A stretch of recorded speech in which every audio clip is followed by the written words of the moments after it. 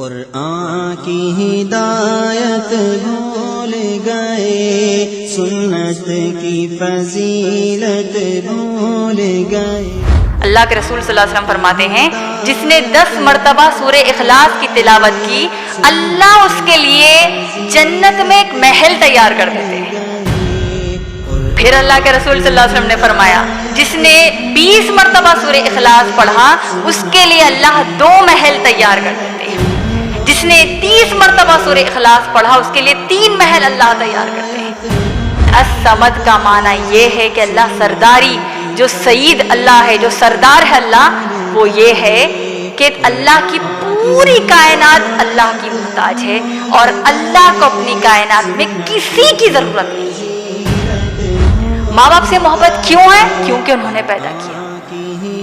یہاں پر اللہ کا نام نہیں ہے تو یہ محبت ہمارے منہ پر پھینک دی جائے گی میری بہن۔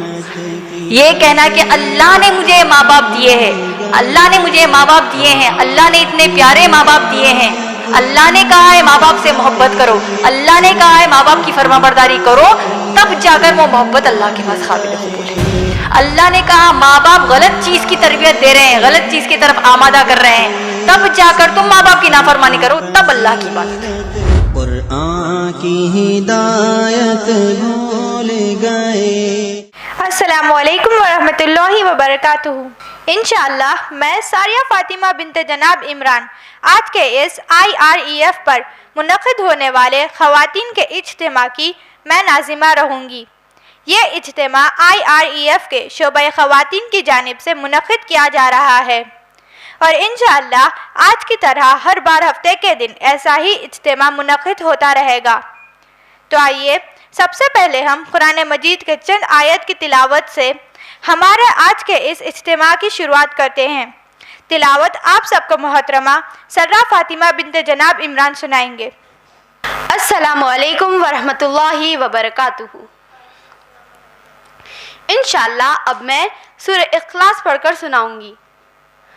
اعوذ باللہ من الشیطان الرجیم، بسم اللہ الرحمن الرحیم، قل هو اللہ احد اللہ الصمد، لم یلد ولم یولد ولم یکن لہ کفوا احد۔ جزاک اللہ خیر۔ بسم اللہ الرحمن الرحیم۔ آپ سب کو میں IREF کے شعبہ خواتین کی جانب سے تہہ دل سے استقبال کرتے ہوئے IREF کا بنیادی تعارف دیتی چلوں۔ IREF یعنی Islamic research and educational foundation ایک اسلامی دعوتی ادارہ ہے جس کے بانی اور صدر جناب عمران ہیں۔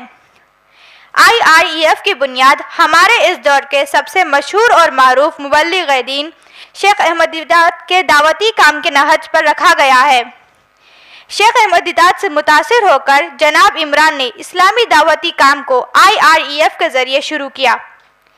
IREF Islamic research and educational foundation اپنے شہر حیدرآباد میں سن 1998 یعنی 1998 عیسوی میں حکومت ہندوستان سے اجازت لے کر شروع کیا گیا ہے۔ الحمدللہ IREF کا بنیادی مقصد ماشاءاللہ اسلام کی تبلیغ اور تشہیر کرنا ہے اور لوگوں کو اسلام کی دعوت پیش کرنا ہے۔ IREF کا نصب العین قرآن اور حدیث بافہم اور منہج صحابہ اکرام رضی اللہ عنہ ہے۔ آئیے اب میں آپ کو آج کی ہماری محترمہ امت المتین کا مختصر تعارف دیتی چلوں۔ محترمہ امت المتین BSc جینیٹکس کی طالبہ تھی اور انہوں نے جب جولائی 2005 عیسوی یعنی 2005 میں جناب عمران سے دوسری بیوی کی حیثیت سے نکاح کیا تو اس کے بعد سے اللہ کی طرف سے یہ ممکن ہو پایا کہ IREF کے شعبہ خواتین کے ذریعے مخصوص توجہ کے ساتھ خواتین میں دین اسلام کی دعوت کا کام کیا جاتا ہے۔ الحمدللہ آج اگرچہ کہ محترمہ امت المتین 5 بچوں کی ماں ہیں لیکن انہوں نے کبھی بھی اس بات کا احساس نہیں ہونے دیا کہ اولاد یا گھریلو ذمہ داری ایک عورت کو دعوت دین سے رکا سکتی ہے۔ ماشاءاللہ جناب عمران کی طرح محترمہ امت المتین انگریزی اور اردو میں تقاریر کرتی ہے اور ان کے تقاریر کے ویڈیوز جناب عمران کے ویڈیوز کے ساتھ آپ لوگ youtube.com/IREF ویڈیوز پر دیکھ سکتے ہیں۔ ماشاءاللہ، اب میں محترمہ امت المتین سے گزارش کرتی ہوں کہ وہ اپنے درس قرآن کے لیے اسٹیج پر تشریف لائیں۔ محترمہ امت المتین کے درس قرآن کے بعد ان سے سوالات اور جوابات کی نشست کے جو اصول ہے وہ میں آپ لوگوں کو سوالات اور جوابات شروع کرنے سے پہلے بتاؤں گی۔ محترمہ امت المتین کے آج کے درس قرآن کا عنوان ہے محمد صلی اللہ علیہ وسلم کا اسلام کا سب سے بڑا پیغام۔ ان الحمد للہ نحمده ونستعینه ونستغفره ونؤمن به ونتوکل علیہ ونعوذ باللہ من شرور انفسنا ومن سیئات اعمالنا ومن یهد اللہ فلا مضل له ومن یضللہ فلا ہادی له واشهد ان لا الہ الا اللہ وحدہ ولا شریک له واشهد ان محمدا عبدہ ورسولہ اما بعد فإن خیر الحدیث کتاب اللہ وخیر الہدی ہدی محمد صلی اللہ علیہ وسلم وشر الامور محدثاتها وکل محدثۃ بدعہ وکل بدعۃ ضلالہ وکل ضلالۃ فی النار۔ اعوذ باللہ من الشیطان الرجیم، بسم اللہ الرحمن الرحیم۔ قل هو اللہ احد اللہ الصمد لم یلد ولم یولد ولم یکن لہ کفوا احد۔ بسم اللہ الرحمن الرحیم۔ رب اشرح لی صدری ویسر لی امری واحلل عقدۃ من لسانی یفقہوا قولی۔ اما بعد، آج کی اس نشست کی ناظمہ کا، سامعات میں موجود بزرگوں کا اور میری بہنوں کا میں اسلامی طریقے سے استقبال کرتی ہوں۔ السلام علیکم ورحمۃ اللہ وبرکاتہ، جس کا معنی ہے آپ سب پر اللہ سبحانہ تعالیٰ کی سلامتی، رحمتیں اور برکتیں ہوں۔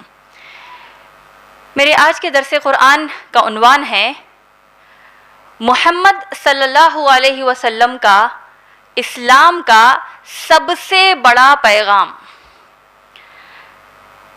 سب سے پہلے میں اللہ سبحانہ تعالیٰ سے دعا کرنا چاہتی ہوں کہ اے اللہ سبحانہ تعالیٰ، آج کے اس درس قرآن کے دوران اگر میری زبان سے کوئی ایسی گفتگو ہو جائے جس سے اللہ آپ ناراض ہوتے ہیں، اے اللہ مجھے معاف فرما دیجئے، اور سننے والوں پر اس کا رائی کے دانے کے برابر بھی اثر نہ چھوڑیے۔ اور اے اللہ سبحانہ تعالیٰ، ہم سب جو جہاں جمع ہوئے ہیں، ہم سب کو ہماری موت تک اس قرآن سے جڑنے کی توفیق عطا فرما دیجئے، آمین یا رب العالمین۔ آج کا جو درس قرآن کا عنوان ہے محمد رسول اللہ صلی اللہ علیہ وسلم کا اسلام کا سب سے بڑا پیغام، یعنی سب سے اہم پیغام، بنیادی پیغام۔ یہ ہمارا عنوان اگرچہ میری بہنوں آپ لوگ سمجھ ہی چکے ہوں گے، جس سورہ کی قرأت میں نے اپنے درس کی ابتدا میں کی ہے، یہ قرآن کا جو سورہ ہے، سورہ اخلاص، سورہ نمبر 112 قرآن مجید کا، اس سورے پر آج کا ہمارا درس مبنی ہے۔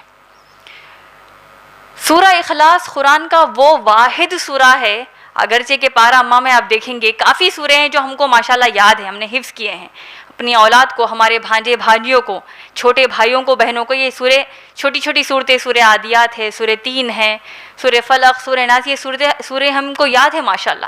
لیکن سورہ اخلاص ایسا سورہ ہے، کہیں نہ کہیں ہمارے دل میں اس کے لیے ایک الگ مقام ہے، ایک الگ عزت، ایک الگ مرتبہ، ایک الگ مقام ہے۔ کیوں؟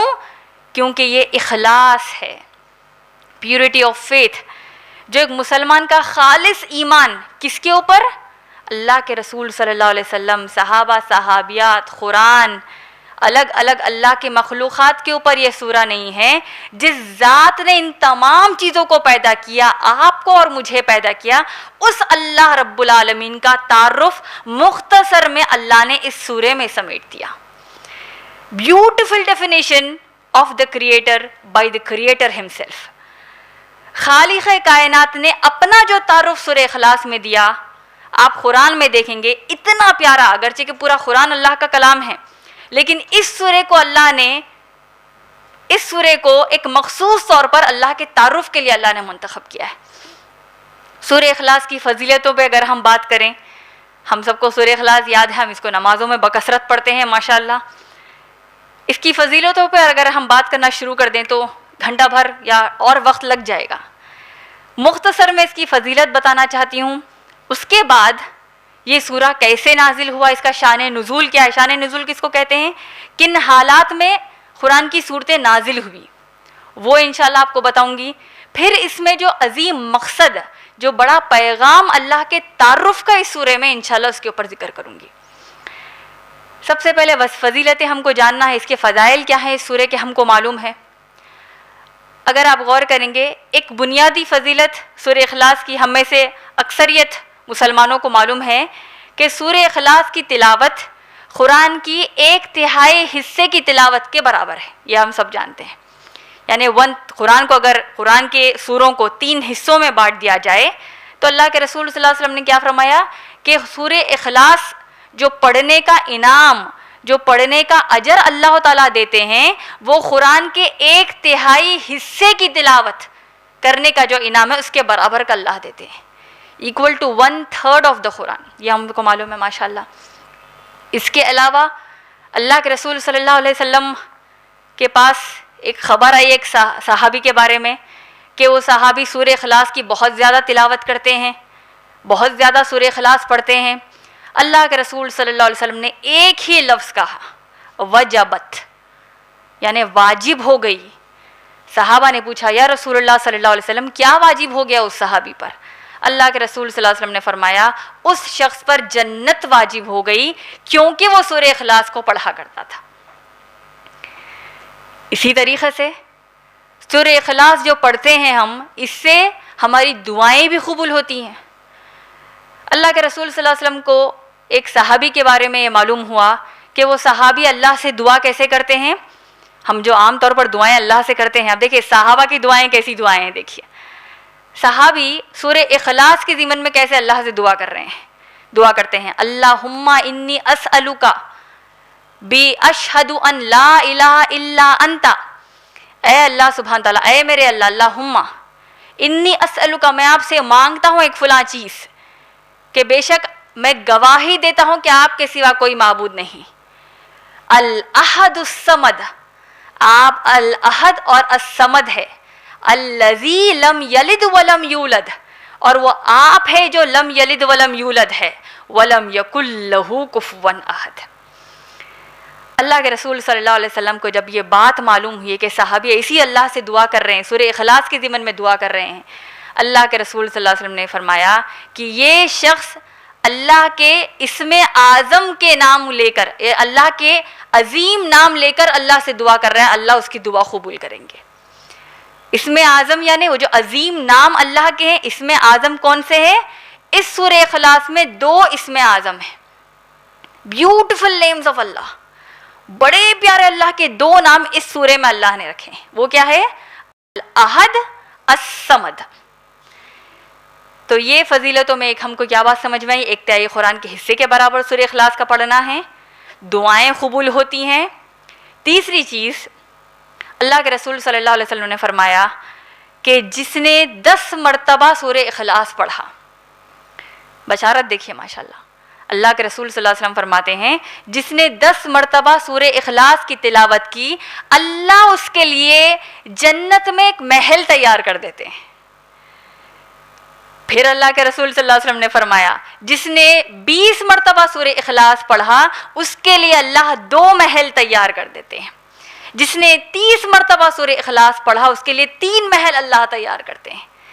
عمر رضی اللہ تعالیٰ عنہ بڑے جوش میں آ گئے, بڑے خوش ہو گئے کہ اتنی بڑی بشارت جنت کی, جنت کے محل کی بشارت ہے. عمر رضی اللہ تعالیٰ عنہ کرتے ہیں یا رسول اللہ صلی اللہ علیہ وسلم, تب تو ہم خوب اللہ کے پاس ہمارے محل تیار کر سکتے ہیں. اگر پوری آدم علیہ السلام سے لے کر دنیا کے آخری انسان جو پیدا ہوگا اس تک ہم, اگر اس انسان تک اگر ہم دیکھ لیں, جتنے انسان تمام سمجھے ایک میدان میں کھڑے ہو جائیں, سب کے سب 10 مرتبہ سورہ اخلاص پڑھ لیں, کتنے محل ہو جائیں گے, کتنے محل تیار ہو جائیں گے. اللہ کے رسول صلی اللہ علیہ وسلم نے فرمایا تب بھی اللہ کے رحمت, اللہ کے خزانے میں کوئی کمی نہیں آئے گی. اگرچہ اللہ کے رسول صلی اللہ علیہ وسلم کا قول دیکھیے, اگر تم ایک سوئی کو سمندر میں ڈباؤ اور اس سوئی کو باہر نکالو تو سمندر کا پانی اس سوئی کو جتنا پانی لگے گا, کچھ کمی ہوگی یا نہیں ہوگی؟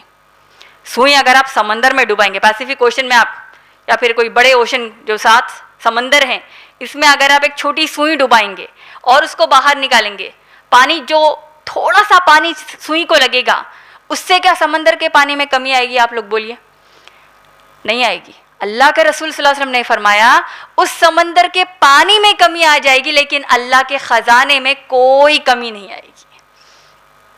تو یہ سورہ اخلاص کی برکت ہے۔ اسی طریقے سے اللہ کے رسول صلی اللہ علیہ وسلم کی سیرت کا ایک بڑا پیارا واقعہ آپ سب کو سورہ اخلاص کی فضیلت کے ضمن میں سنانا چاہتی ہوں۔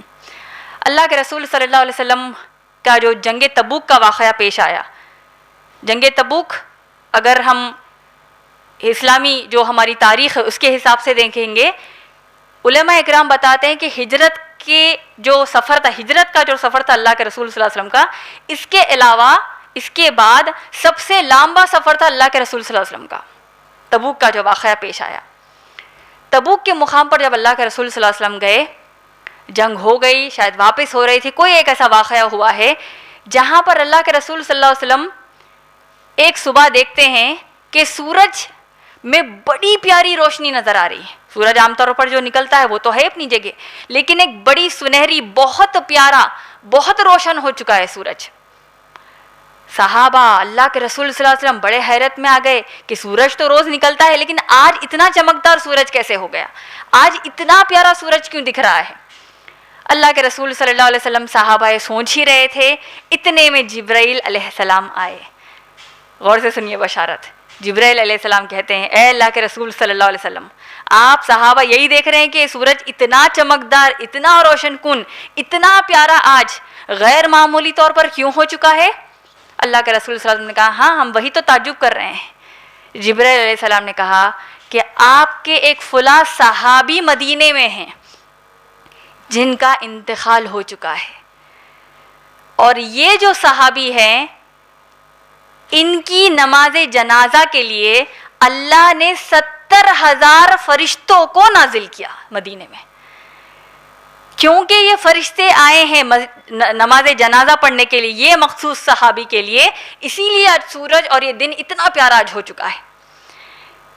ایک صحابی کے انتقال پر 70,000 فرشتے اللہ نے مدینے میں نازل کیے ہیں۔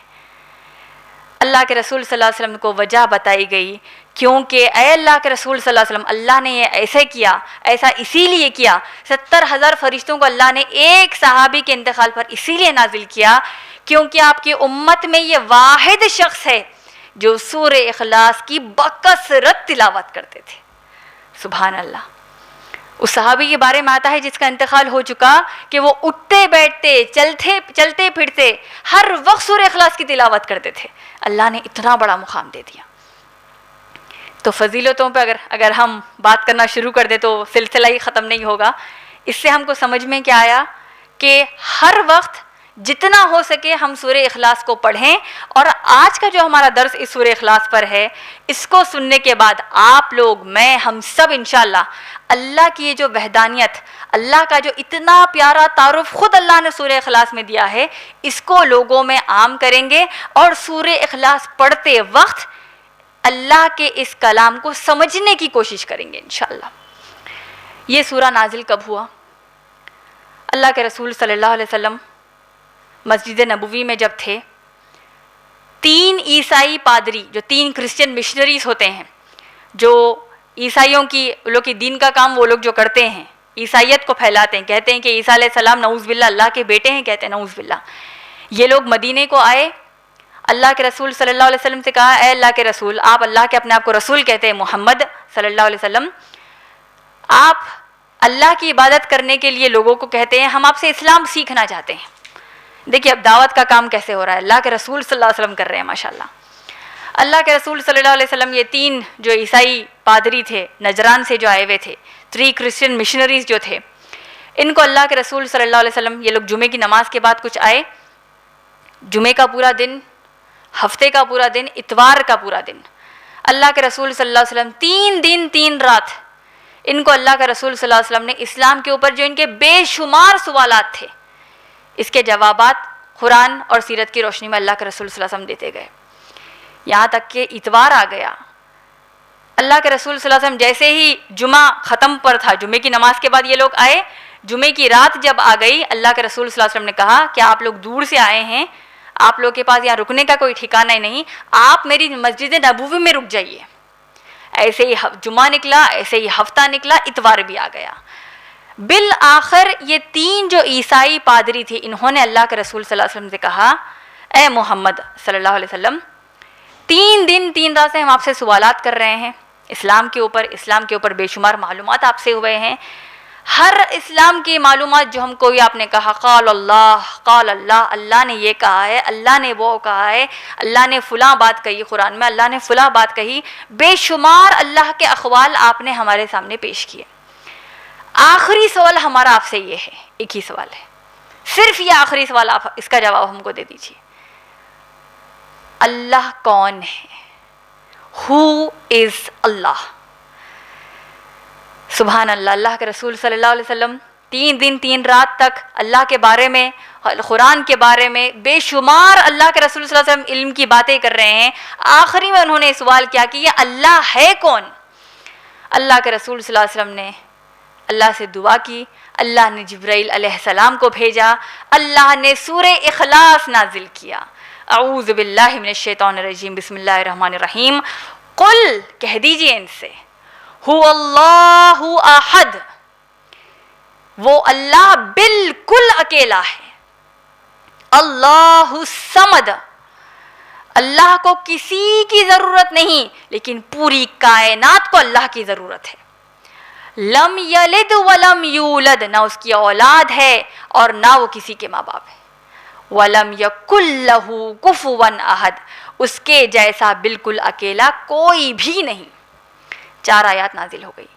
اب دیکھیے اس کا مفہوم، اس کا معنی، اس کی تلاوت ہم نے بے شمار بار کی ہے، پڑھا ہے اس کو، لیکن ایک بڑی اہم بات سمجھنے کی یہ ہے جو ہمارے اصلاح کے لیے ہم کو کام آ جائے گی، غیر مسلمانوں کو اسلام کی دعوت دینے 2 طریقے سے ہم کو کام آ جائے گی، وہ یہ، اللہ کی عبادت کی طرف اللہ کے رسول صلی اللہ علیہ وسلم دعوت دے رہے ہیں، محمد صلی اللہ علیہ وسلم کا اسلام کا سب سے بڑا پیغام یہی ہے کہ اللہ کی عبادت کے لیے بلاؤ، اللہ سے جڑاؤ۔ اب آپ لوگ غور کیجئے، قرآن نازل ہونے سے پہلے کعبہ جو آپ دیکھتے ہیں مکے میں، اس کو کیا بلاتے تھے؟ کعبۃ اللہ بلاتے تھے۔ کیا بلاتے تھے؟ کعبۃ اللہ، اللہ کا گھر۔ یہ کون بلاتے تھے؟ مشرکین مکہ بلاتے تھے، کفار مکہ جو نان مسلمز تھے مکہ کے، قرآن نازل ہونے سے پہلے وہ بھی کعبۃ اللہ کہتے تھے، اس کو بیت اللہ کہتے، اللہ کا گھر کہتے تھے۔ اللہ کے رسول صلی اللہ علیہ وسلم کے والد کا نام عبداللہ ہے، کا مطلب ایسے کئی غیر مسلمان تھے قرآن نازل ہونے سے پہلے جن کا نام عبداللہ تھا، یعنی اللہ کا بندہ۔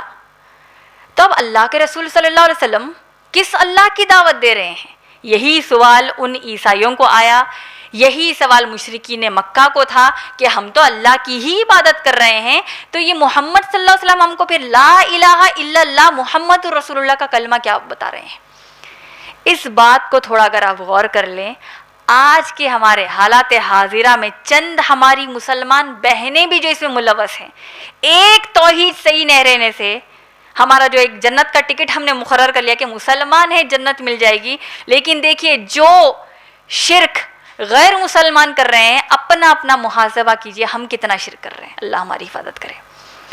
کفار مکہ سے جب کہا گیا کہ اللہ کی عبادت کرو، عیسائیوں سے کہا گیا اللہ کی بات کرو، آپ کو جان کر تعجب ہوگا، انسائکلوپیڈیا بریٹانیکا نے گواہی دی کہ قرآن نازل ہونے سے پہلے اللہ کا لفظ جو پیدا کرنے والا اللہ ہے، یہ لفظ بڑی آسانی سے یہودی، عیسائی، مشرکین مکہ سب استعمال کرتے تھے۔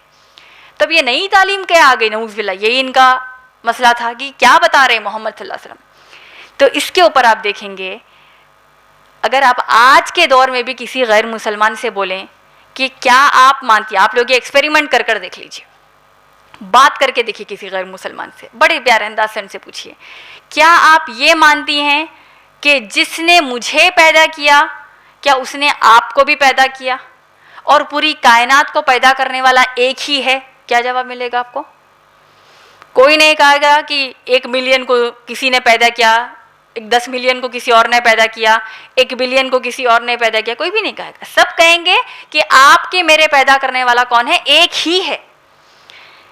کفار مکہ بھی یہی کہتے تھے، لیکن انہوں نے بت بنا لیے تھے، آئیڈلز بنا لیے تھے، مورتیاں بنا لی تھی. خانہ کعبہ میں، کعبے کے اندر تقریباً 360 بت انہوں نے بنا کر رکھے تھے، ہر دن ایک بت کی عبادت کرنے کے لیے، پوجا کرنے کے لیے. تو ان کا کہنا کیا تھا؟ ہم اللہ کی ہی عبادت کرتے ہیں، یہ جو بت ہم نے بنائے ہیں ہم ان کی اسی لیے عبادت کرتے ہیں کیونکہ یہ ہم کو اللہ سے قریب کرتے ہیں. بہت غور سے سنیے، عبادت ان کی ہم اسی لیے کر رہے ہیں، ان کو ریویئر، ان کو ریسپیکٹ، ان کو عزت ہم اسی لیے دے رہے ہیں، اگرچہ کہ یہ اس کا کچھ وجود ہی نہیں ہے، ہاتھ سے، مٹی سے ہم نے خود اس کو بنایا ہے. یہ آئیڈل کو، یہ مورتی کو ہم نے ہی اپنے ہاتھوں سے بنایا ہے. اس کو ہم خدا نہیں کہہ رہے، ہم کہہ رہے ہیں کہ اس کے ذریعے خدا یعنی گاڈ جو ہے وہ ہماری بات سنتے ہیں، اللہ کے ہم قریب ہوتے ہیں ان کے ذریعے. یہ بات آپ جانتے ہیں اللہ نے کہاں کہی قرآن میں؟ سورہ زمر، سورہ نمبر 39 آیت نمبر 3 میں اللہ نے کہا، جب ان سے کہا جاتا ہے کہ ایک اللہ کی عبادت کرو تو ان لوگوں نے اولیاء تیار کر لیے ہیں، غیر اللہ کا انہوں نے وسیلہ لیا ہے، غیر اللہ کو انہوں نے تیار کر دیا ہے. کیوں؟ کیونکہ یہ تو ہمارے انٹرسیسر ہے، یہ ہمارے لیے وسیلے کے لیے ہے، ہماری ڈائریکٹ دعا اللہ نہیں سنتے، نعوذ باللہ. تو ہم کو یہ چاہیے، یہ مورتیاں ہم کو چاہیے، ہم کو کسی اور کے سامنے سر مارنا پڑے گا، سجدہ کرنا پڑے گا تاکہ ہماری دعا قبول ہو. عیسائیوں کا بھی یہی ہے، یہودیوں کا بھی یہی ہے، کسی کا بھی آپ لے لیجئے، سب کہتے ہیں ایک ہی اللہ ہے لیکن ذریعے الگ الگ بنا لیے. تو اللہ سبحانہ تعالیٰ نے ہم سے کیا کہا؟ ان سے کہو قل هو اللہ احد، وہ اللہ ایک واحد کو کہتے ہیں، الواحد ہے، اللہ ایک ہے. الاحد یعنی بالکل اکیلا. مثال کے طور پر ایک کلاس ہے، 20 بچے اس کلاس میں پڑھتے ہیں. ایک دن کیا ہوا؟ صرف ایک بچہ آیا. 20 بچے جو ہے کلاس کی جو تعداد ہے، ایک ہی بچہ آیا. ٹیچر نے کیا کہا؟ کتنے کلاس میں بچے آئے؟ ایک آیا کہیں گے، مطلب ایک ہی آیا، ایک ہی بچہ آیا، بالکل ایک بچہ آیا. Only one child came. سمجھ گئے آپ لوگ؟ اگر پوچھیں گے کہ کتنے بچے نہیں آئے، یعنی 19 کوئی بھی نہیں کہیں گے، 19 کوئی بھی نہیں کہیں گے، کہیں گے تو 19 نہیں آئے لیکن صرف ایک آیا ہے. یونیکنیس، ایک خالص الگ کر کے بتایا گیا، محدود ایک مخصوص طور پر بتایا گیا، ایک ہی بچہ آیا، ایک بچہ آیا نہیں کہیں گے، اتنی بری کلاس میں صرف ایک آیا. تو ویسے ہی اگر آپ دیکھیں گے جو اللہ کے علاوہ کسی اور کی عبادت کرتے ہیں یا اللہ کے ساتھ شرک کرتے ہیں، ان کا کہنا کیا ہے؟ اگر آپ کو بارش چاہیے ایک مخصوص خدا ہے، اگر آپ کو کیا چاہیے، دولت چاہیے، اس کے لیے ایک مخصوص خدا ہے، اگر آپ کو پاور چاہیے ایک مخصوص خدا ہے، اگر آپ کسی کو برباد کرنا چاہتے ہیں اس کے لیے ایک مخصوص خدا ہے. ہم جہاں رہتے ہیں ہندوستان میں، جو ہمارے ہندو دوست احباب ہیں وہ لوگ کیا کہتے ہیں؟ ان کے پاس 33 کروڑ دیوی اور دیوتائیں ہیں، یہ ان کی عبادت کرتے ہیں. اس کا مقصد کیا ہے؟ یعنی ہر ایک بت کو ایک ایک جاب دیا گیا ان کے حساب سے، کہ ڈیوائڈ کیا گیا ہے، کچھ مانگنا ہے تو ان سے مانگ لو، فلاں چیز مانگنی ہے تو ان سے مانگ لو، ایسے ہو گیا ہے. اللہ نے قرآن میں کیا کہا؟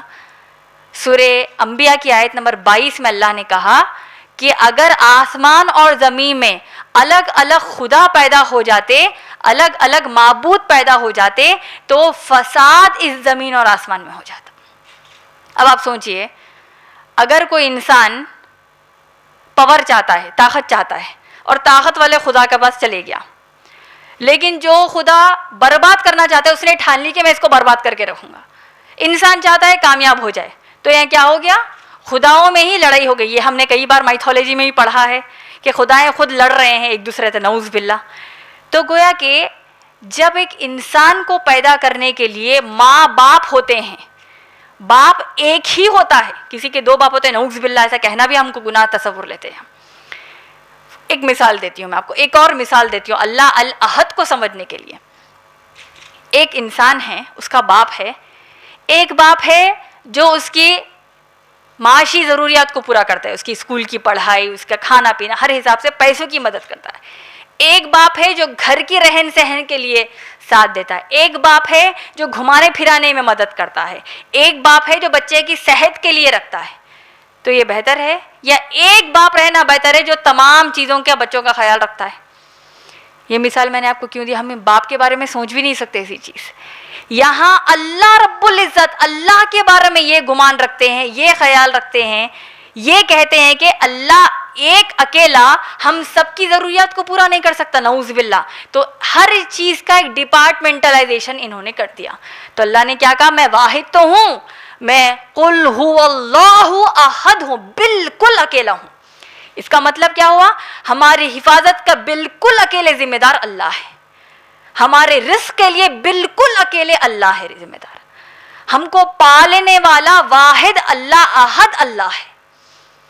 آپ سمجھ گئے؟ شیخ عثیمین رحمۃ اللہ علیہ نے فرمایا کہ اللہ کے جو تمام صفات ہیں، 99 اللہ کے نام اور صفات ہیں، اس کے علاوہ بھی بے شمار اللہ کے نام اور صفات ہیں. یہ جو اللہ کے تمام نام ہیں، الرحمن، الرحیم، الملک، القدوس، المتین، المہیمن، المجیب، یہ جو تمام اللہ کے نام ہیں، ان تمام ناموں میں اللہ الاحد ہے، یعنی اللہ بالکل اکیلے ہیں. اس میں ہر چیز کو ہماری پورا کرنے والا اللہ ہے. تو اللہ نے کیا کہا؟ قل هو اللہ احد، وہ اللہ بالکل اکیلا ہے. پھر اللہ نے کیا کہا؟ اللہ الصمد، وہ اللہ الصمد ہے. الصمد کا معنی کیا ہے؟ بے نیاز ہم کہتے ہیں، یعنی ایک لفظ میں ہم نے الصمد کے معنوں کو محدود کر دیا ہے. ابن عباس رضی اللہ تعالیٰ عنہ نے بڑے پیارے انداز سے الصمد کا معنی، اس کا مفہوم بتاتے ہوئے کہا کہ اللہ جو الحکیم ہے، اللہ کے الگ الگ ناموں کا ابن عباس رضی اللہ تعالیٰ عنہ نے قول بیان کیا ہے کہ دیکھیے اللہ کا ایک ایک نام لیجیے آپ. اللہ الرحیم ہے، بڑا رحم کرنے والا ہے. وہ رحم اللہ کا با کمال ہے، ویسا رحم ماں بھی نہیں کر سکتی، کائنات میں کوئی نہیں کر سکتا. اللہ کا رحم وہ با کمال رحم ہے. اللہ الرؤوف ہے، بڑے ہی پیارے، اللہ کا سب سے پیارا مزاج ہے، بہت پیارا مزاج ہے. ایسا مزاج کائنات میں کسی کا نہیں ہو سکتا اپنے بندوں کے لیے. اللہ سبحانہ تعالیٰ المجیب ہے، دعاؤں کو سننے والا، کیا قبول کرنے والا ہے. ایسا پیاری صفت، وہ با کمال صفت کسی اور کی نہیں ہو سکتی. اللہ الحکیم ہے، با کمال سرداری والی صفت ہے. یہ کیا کہا ابن عباس رضی اللہ تعالیٰ عنہ نے؟ ہر چیز میں اللہ سید ہے، سردار ہے. آپ کو تعجب ہوگا یہ جان کر کہ عرب قوم میں یہ ایک رسم یا ایک وہ لوگ ایک ٹائٹل دیا کرتے تھے اس شخص کو، سمد کہہ کر ٹائٹل دیا کرتے تھے اس شخص کو جو دوسروں کا خیال رکھتا ہے. یعنی ایک ٹرائب ہے، ایک قبیلہ ہے، اس کا سردار ہے جو اپنی ٹرائب کو یعنی اپنے قبیلے کی معاشی ضروریات، فائنینشیل چیزوں کو دیکھ رہا ہے. کئی سارے لوگ اس کے اوپر ڈیپینڈنٹ ہیں، کئی سارے لوگ اس کے محتاج ہیں، وہ کسی کا محتاج نہیں ہوتا.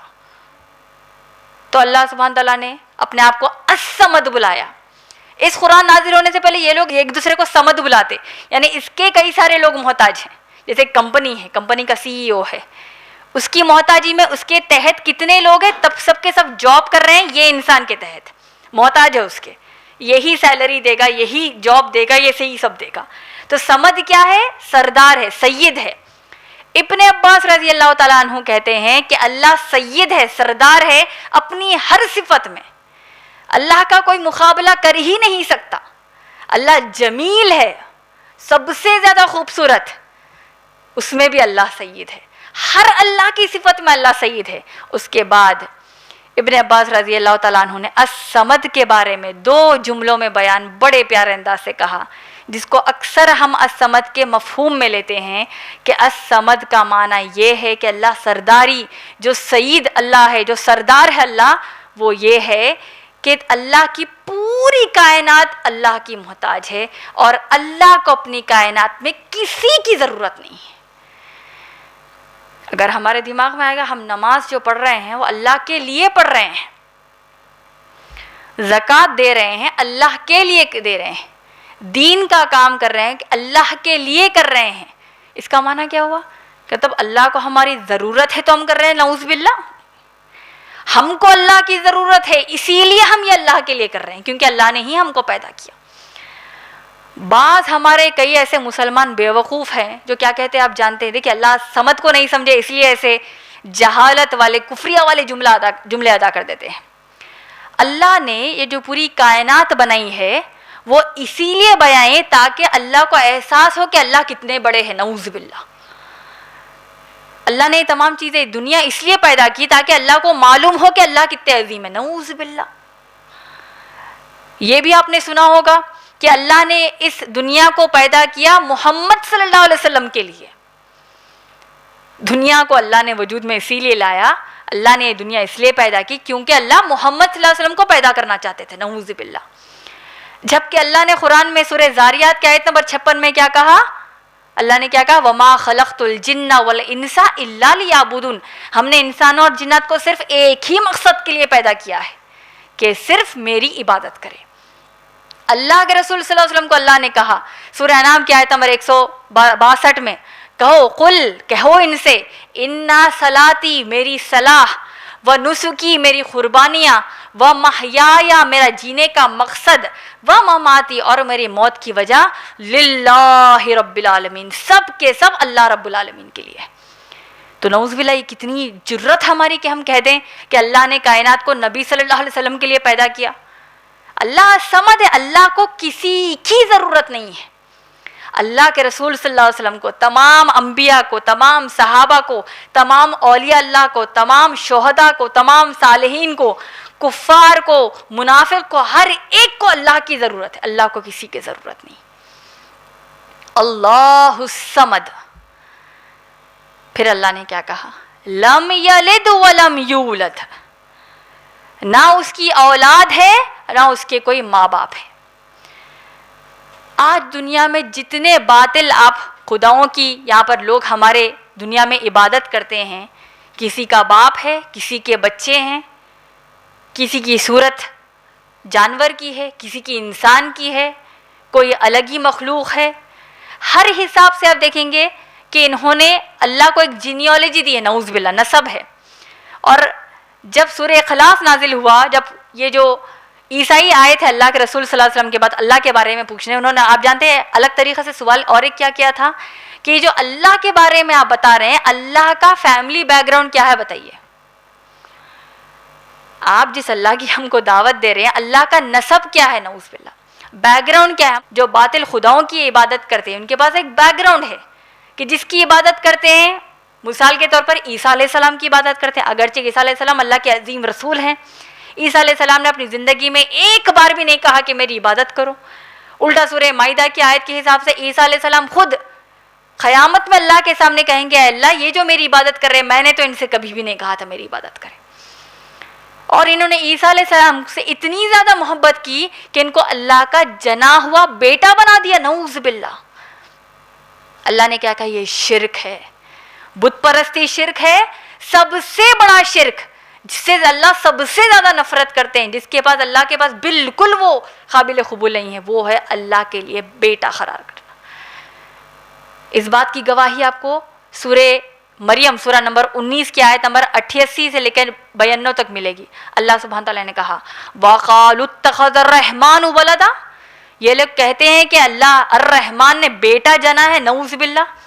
تم جیسے اپنے ماں کے پیٹ سے پیدا ہوئے ہو, ماں باپ قریب آئے تب جا کر تم پیدا ہوئے ہو, ایسا عقیدہ تم اللہ کے بارے میں رکھتے ہو. استغفر اللہ. آج جو 2.1 بلین عیسائی ہیں, جب سے یہ عیسائیت جو کل کا مذہب ہے جہاں سے یہ شروع ہوا ہے, ان کا یہی عقیدہ ہے. میری بہنوں, آپ سے اچھے انداز سے بات کر لیں گے, آپ ان سے اچھے انداز سے بات کریے, لیکن عقیدہ کتنا خطرناک ہے دیکھیے کہ اللہ کے جنے ہوئے بیٹے عیسیٰ علیہ السلام ہے. نعوذ باللہ. یہ لوگ کہتے ہیں, ہم کو اثر ہی نہیں ہوتا, الٹا ہم ان کو پلیز کرنے, ان اللہ کی عبادت نہیں کرنے والوں کو, ان غیر مسلمانوں کو پلیز کرنے, ان کو راضی کرنے ہم ہیپی کرسمس کہتے ہیں. ان کو راضی کرنے ہم الگ الگ جو ان کے فیسٹیولز ہوتے ہیں ان میں ہم کو مبارک دیتے کہ مبارک دینے میں بری چیز کیا ہے, جبکہ یہ احساس نہیں ہوتا کہ شرک اللہ کبھی معاف نہیں کریں گے. ان کو اسلام کی دعوت دینے کا وہ موقع ہم چھوڑ دیتے ہیں, الٹا ان کو ہم پلیز کرتے ہیں. اللہ نے کیا کہا؟ وَقَالُوا اتَّخَذَ الرَّحْمَنُ وَلَدًا. اور یہ کہتے ہیں کہ رحمان نے بیٹا جنا ہے. نعوذ باللہ. لَقَدْ جِئْتُمْ شَيْئًا إِدًّا. یہ بڑی خطرناک بات اللہ کے بارے میں کرتے ہیں. ایٹروشیس تھنگ, بڑی بدترین بات اللہ کے بارے میں کرتے ہیں. کتنی بدترین ہے آپ جاتے ہیں, کتنی بدترین ہے؟ تَكَادُ السَّمَاوَاتُ يَتَفَطَّرْنَ مِنْهُ. دیکھیے, قُلْ هُوَ اللَّهُ أَحَدٌ. اللہ بالکل اکیلا ہے اپنے ذات اپنے صفات میں, اللہ بالکل اکیلا ہے, اس کے ساتھ کوئی شریک نہیں ہے. اللہ الصمد، اللہ کو کسی کی ضرورت نہیں ہے، سب کو اللہ کی ضرورت ہے۔ اللہ کی نہ اولاد ہے نہ اللہ کے ماں باپ ہیں۔ اللہ نے کہا اگر تم اللہ کو بیٹا قرار دیتے ہو، اگر اس بات کا اندازہ آسمانوں کو ہو جائے تو آسمان ان پر اس بات کی وزن سے، اس گندی بات سے آسمان ان پر پھٹ کر گر پڑے گا۔ وَتَنشَقُّ الْأَرْضُ، اور زمین ان کو اندر دھس دے گی۔ وَتَخِرُّ الْجِبَالُ هَدًّا، یہ جو آپ ماؤنٹ ایورسٹ دیکھتے ہیں، کلمنجارو دیکھتے ہیں، یہ الگ الگ بڑے بڑے جو ماؤنٹینس ہیں، اس کو اگر اس بات کا اندازہ ہو جائے کہ یہ اللہ کے ساتھ ایسا شرک کرتے ہیں تو یہ پہاڑ ریزہ ریزہ ہو جائیں گے اللہ کے ڈر سے۔ اندعوا للرحمن ولد، اور یہ کہتے ہیں کہ اللہ کو اولاد ہے۔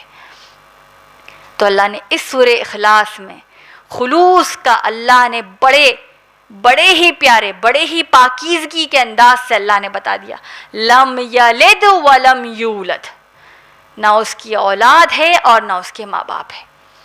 وَلَمْ يَكُنْ لَهُ كُفُوًا أَحَدٌ، اور اس کے جیسا بالکل اکیلا کوئی نہیں۔ یہ کہنا اللہ 70 ماؤں کی محبت رکھتے ہیں، اللہ کی محبت کے سامنے کائنات کی کوئی محبت کو آپ کمپیئر نہیں کر سکتے۔ تو 70 مائیں پوری کائنات کی ماؤں کی محبت ملا دیں گے تو اللہ کی محبت کے برابر نہیں۔ تو 70 ماؤں کی محبت، یا یہ کہہ دینا کہ میں اللہ سے تو بہت محبت کرتی ہوں لیکن میرے ماں باپ ہے جنہوں نے مجھے یہاں تک لے کر آئے، جو کچھ میں آج ہوں وہ میرے ماں باپ کی طرف سے ہوں، نعوذ باللہ، یہ کہنا ہمارے لیے کیا ہو جائے گا؟ شرک کے برابر ہو جائے گا۔ کیوں؟ کیونکہ ٹھیک ہے اللہ ہے لیکن ماں باپ نے مجھے یہ سب دیا ہے، یہ نہیں کہہ سکتے، کیونکہ وہ دینے والا بھی تو اللہ ہے۔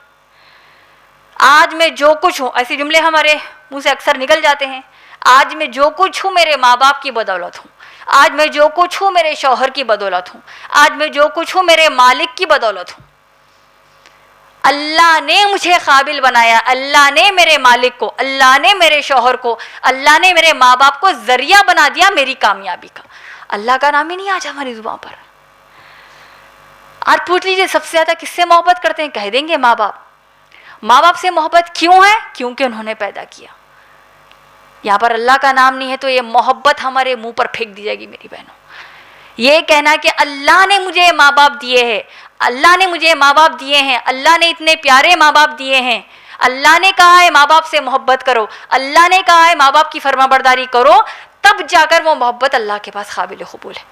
اللہ نے کہا ماں باپ غلط چیز کی تربیت دے رہے ہیں، غلط چیز کی طرف آمادہ کر رہے ہیں، تب جا کر تم ماں باپ کی نافرمانی کرو، تب اللہ کی عبادت۔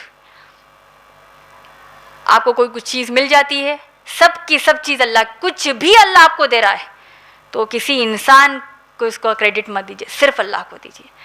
بالآخر میں آپ سب کو ایک بڑی اہم حدیث سنانا چاہتی ہوں۔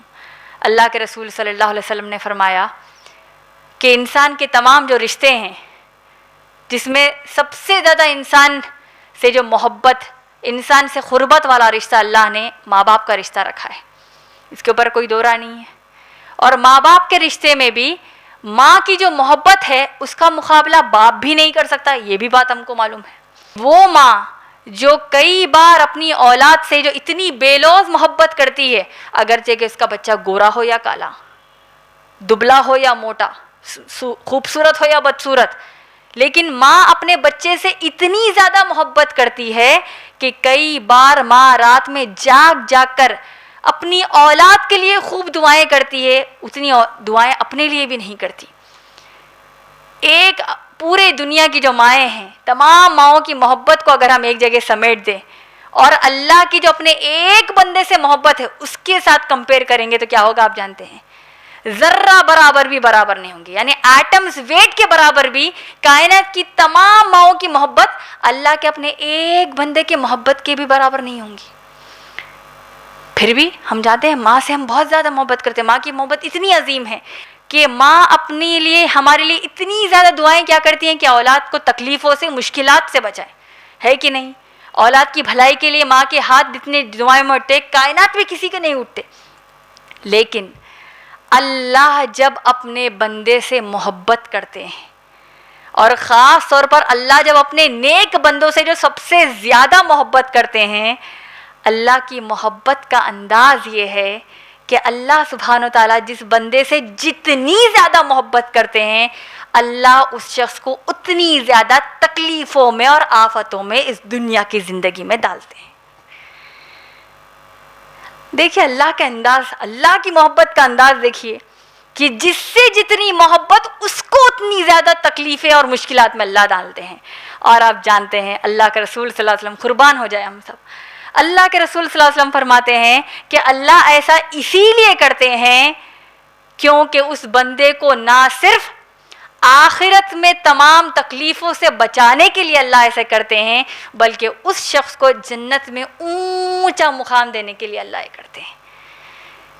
وہ جنت میں اللہ مقام دینا چاہتے ہیں جس کے آپ سوچئے، جس میں ہمارے پڑوسی محمد صلی اللہ علیہ وسلم، صحابہ صحابیات، امہات المومنین ہوں، جس میں ہمارے پڑوسی عیسیٰ علیہ السلام، موسیٰ علیہ السلام ہوں، جس میں ہمارے پڑوسی کائنات کی پاک، سب سے پاک دامن عورت مریم علیہ السلام ہوں، اور جتنے نام ابھی میں نے لیے میری بہنوں، اور تمام اللہ کے جو نیک، یہ جو ہمارے انبیاء ہیں، صالحین ہیں، یہ جو تمام ابھی میں نے نام لیے، یہ ان سب کی زندگیوں میں آپ جھانک کر دیکھ لیجئے، ان کی زندگیوں یہ تکلیفوں سے بھری ہوئی زندگی ہے، اور جس کو جتنی اللہ نے تکلیف دی ہے اللہ اس کو جنت میں اتنا اونچا مقام دیتے ہیں۔ تو اللہ کو پہچاننا ہم سب پر فرض ہے، اللہ کو جاننا، اللہ کو اپنی زندگی میں ہم کو یہ سوچنا ہے کہ یہ اللہ نے مجھے کیوں دیا ہے، یہ اللہ نے دیا ہے تو اب اللہ کی میں شکر گزاری کروں گی۔ وَلَمْ يَكُنْ لَهُ كُفُوًا أَحَدٌ، اس کے جیسا بالکل اکیلا ہے ہی نہیں، میں جیسا اللہ کے بارے میں کچھ سوچوں گی کہ اللہ شاید ایسے ہوں گے، وہ اللہ ہو ہی نہیں سکتے۔ سورہ شورى کی آیت نمبر 11 میں اللہ نے کہا لَيْسَ كَمِثْلِهِ شَيْئًا، اللہ کے لیے آپ کوئی مثال تو دور کی بات ہے، اللہ نے جو مثال دی ہے اس مثال کی مثال بھی آپ نہیں لے سکتے۔ تو اپنی زندگی میں اگر ہم نے اللہ کو ہی نہیں پہچانا میری بہنوں، تو ہماری زندگی ایک جو اللہ کی عبادت نہیں کرتے اور ان کی غیر مسلم اور ہماری زندگی میں زیادہ کچھ فرق نہیں ہے، ہم بس زبان سے کہتے ہیں لا الہ الا اللہ محمد رسول اللہ، اس کا احساس ہم کو نہیں ہو رہا ہے۔ تو لہٰذا اس سورہ اخلاص کو اگرچہ کہ اس کو ہم یہ نہیں کہہ سکتے کہ مختصر طور پر بھی ہم نے اس کو ابھی نہیں سمجھا، بڑے ہی کم وقت میں الاحد الصمد اللہ کے جو بڑے پیارے صفات ہیں ان کو ہم نے سمجھا۔ مختصر میں یہی کہ ہم ہماری زندگی میں اگر اللہ کو نہیں پہچانتے ہیں، اللہ سے ڈرنا، اللہ سے محبت کرنا، ہر چیز جو اللہ کے لیے ہم کو کرنا ہے، اس مقصد کو چھوڑ کر اگر ہم دنیا کے پیچھے بھاگ رہے ہیں تو دنیا میں تو جو آپ کو چاہے شاید مل جائے گا، آخرت ہماری ناکام ہو جائے گی۔ اللہ ہماری اس سے حفاظت کرے۔ اسی کے ساتھ میں اپنے درس کا اختتام کرتی ہوں۔ وآخر دعوانا الحمدللہ رب العالمین۔ میں اللہ کا شکر ادا کرتے ہوئے ہمارے اس پروگرام کا اختتام کرتی ہوں۔ سبحان اللہ و بحمدہ، سبحانک اللہم و بحمدک، ونشہد ان لا الہ الا انت، استغفرک و اتوب الیک۔ وآخر دعوانا الحمدللہ رب العالمین۔ قرآن کی ہدایت بھول گئے، سنت کی فضیلت بھول گئے۔